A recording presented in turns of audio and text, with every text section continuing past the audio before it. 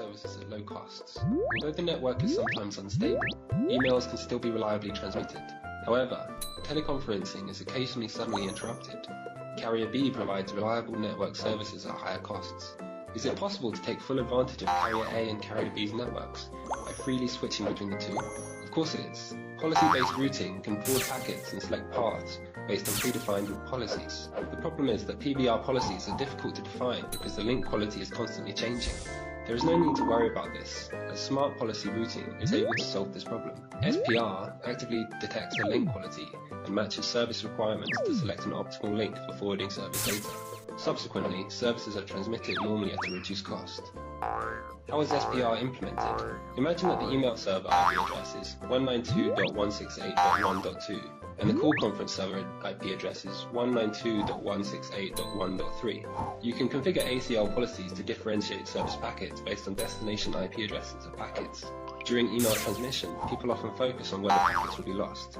During telephone conferences, people often focus on the link delay, jitter, packet loss ratio, and composite measure indicator. You can create probes for the links that transmit the two types of services. The probes are also called network quality analysis test instances. If an NQA test instance for a service link fails, it means the link has not met service requirements.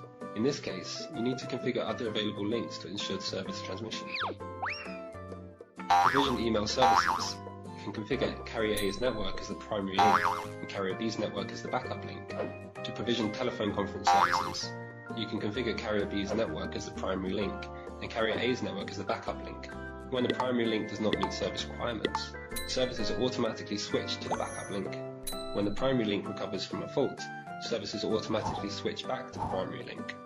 Best effort link is rarely used. A best effort link is used only when both primary link and backup link do not meet network service requirements, which rarely occurs.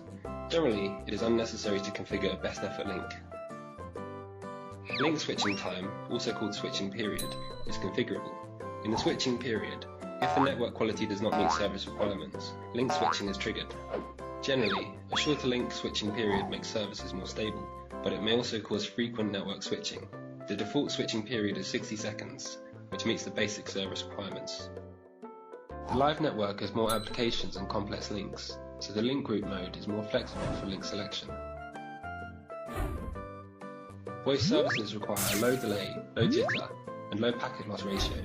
IPTV services are live and provisioned in real time, requiring continuity and high throughput. Voice-on-demand services do not require real-time transmission and can cope with delay and buffering. These packets can be classified based on the QoS DSCP value proposed by the IETF. Different NQA test instances can be created for these packets according to their classification to determine whether transmission links meet service requirements.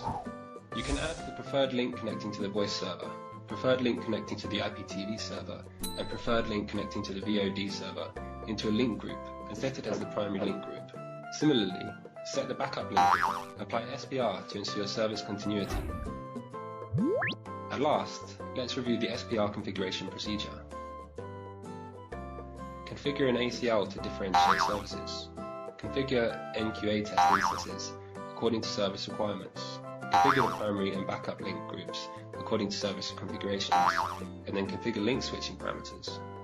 These parameters are optional. Reminder, the SPR function requires a license, value added service package.